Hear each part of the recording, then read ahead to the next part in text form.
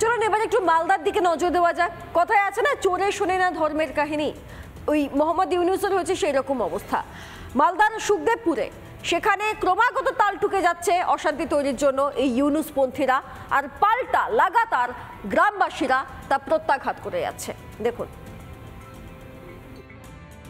ইউনূস খান এখন হয়ে গেছে কাটোরা খান। আমার বাবার সম্পত্তি, আমি লড়বো, আমরা লড়বো, আমরা দেশের লোক লড়বো। নিজেদের ভূখণ্ডে বিএসএফ যখনই কাঁটা তার বসাতে গিয়েছে তখনই গায়ে জ্বালা ধরেছে বাংলাদেশের। বিজিবিকে দিয়ে ঘোট পাকাচ্ছে ইউনূস। দু দেশের সীমান্তরক্ষী বাহিনী বৈঠক করলেও উস্কানি জিয়ে রেখেছে বিজিবি। মালদার সুখদেবপুরে অরক্ষিত 600 মিটার এলাকায় কাঁটা তার দিতে গেলেই পায়ে পা দিয়ে ঝগড়া বাঁধাচ্ছে ওই পার।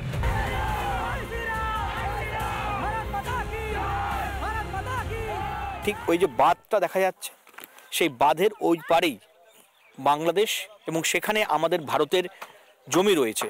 এবং অভিযোগ দীর্ঘদিন ধরে এই সুখদেবপুর বাসিন্দাদের অভিযোগ, আমাদের এখানে ফেন্সিং তারের দীর্ঘদিন ধরে নেই। এলাকায় প্রায় 600 মিটার ফেন্সিং তার নেই এবং সেই ক্ষেত্রে ভারতীয়দের দাবি, সুখদেবপুর বাসিন্দাদের দাবি যে এখানে ফেন্সিং হোক। কিন্তু বিজেপির পক্ষ থেকে এখানে ফেন্সিং তার করতে বাধা দেওয়া হচ্ছে এবং সেই ক্ষেত্রে নতুন করে আবার এই সুখদেবপুর ভারত বাংলাদেশ সীমান্তে উত্তেজনা। বিএসএফ এবং ভারতের পক্ষ থেকে তার ভাড়াটা দেওয়ার কাজ চলছিল, সেটাতে বাধা এসছে।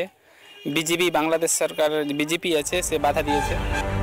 সীমান্ত পারের বাসিন্দাদের অভিযোগ, তাদের ফলানো ফসল চুরি করতে আর জঙ্গি ঢোকাতেই কাঁটা তারে আপত্তি বাংলাদেশের। তবে এবার ফসল চুরি করতে এলেই ফল পাবে হাতে নাতে, ফুঁসছে সুখদেবপুরবাসী।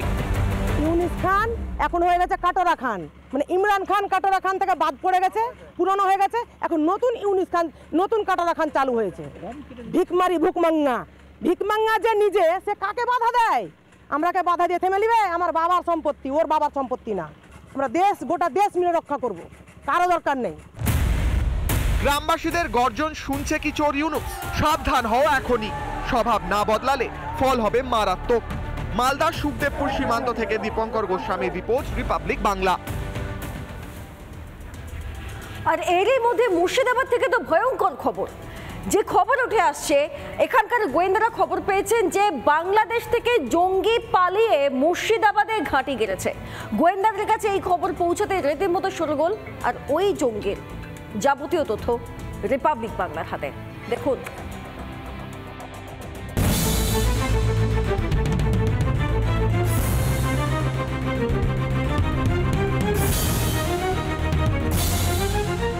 ইউনূস জমানায় জঙ্গিদের পোয়া 12।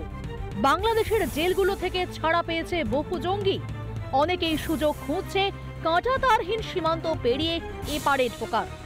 তেমনই একজন এই মোহাম্মদ নাসিম।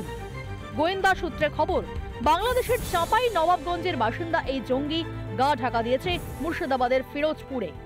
এই মুহূর্তে আমাদের হাতে এসে পৌঁছেছে, অর্থাৎ রিপাবলিক বাংলার হাতে এসে পৌঁছেছে মোহাম্মদ নাসিমের বাংলাদেশের পরিচয়পত্র, এবং সেখানে যেটা দেখা যাচ্ছে রিপাবলিক অফ বাংলাদেশ লেখা রয়েছে এবং তার নাম রয়েছে মোহাম্মদ নাসিম। বাবার নাম শেষ রুল, 19 সেপ্টেম্বর 1999-এ তার ডেট অফ বার্থ দেওয়া রয়েছে এবং তার আইডি নাম্বারও কিন্তু দেওয়া রয়েছে। এই হচ্ছে মোহাম্মদ নাসিমের ছবি। মুর্শিদাবাদের বিভিন্ন জায়গা থেকে ইতিমধ্যেই গোয়েন্দাদের জালে এসেছে বেশ কয়েকজন জঙ্গি। তাতেই সামনে এসেছে আনসারুল্লাহ বাংলা টিম জেএমবির নাম। গোয়েন্দাদের হাতে এসেছে নাশকতা ছড়ানোর ভয়ঙ্কর সব তথ্য। এই পরিস্থিতিতে বাংলাদেশি জঙ্গি মোহাম্মদ নাসিমের তথ্য হাতে আসায় শুরু হয়েছে খোঁজ খবর। গোয়েন্দা সূত্রে খবর, কত দূর আর কোথায় কোথায় জঙ্গি জাল ছড়িয়েছে নাসিম তার হদিশ পাওয়ার চেষ্টা চলছে। পাশাপাশি নাসিমকে নাগালে পেতে চলছে জিজ্ঞাসাবাদও। মুর্শিদাবাদের হরিয়ারপাড়া নওদা থেকে যে সমস্ত জঙ্গিরা গ্রেপ্তার হয়েছে ইতিমধ্যে এসকেপের হাতে, তাদের এই প্রজাতন্ত্র দিবসকে সামনে রেখে কোনো রকম জঙ্গি কার্যকলাপমূলক নাশকতা ছড়ানোর কোনো রকম পরিকল্পনা ছিল কিনা সেই বিষয়টি স্পষ্ট হতে চাইছেন কেন্দ্রীয় গোয়েন্দা সংস্থার আধিকারিকেরা। মুর্শিদাবাদ থেকে ক্যামেরা অপূর্ব চৌধুরীর সঙ্গে ইন্দ্রাশিস বাগচি, রিপাবলিক বাংলা। নানা ধরনের কন্টেন্ট দেখার জন্য লাইক করুন, শেয়ার করুন আমাদের ফেসবুক পেজ, সাবস্ক্রাইব করুন আমাদের ইউটিউব চ্যানেল। পাশাপাশি অন্যান্য ব্রেকিং নিউজের জন্য অবশ্যই চোখ রাখুন রিপাবলিক বাংলায়।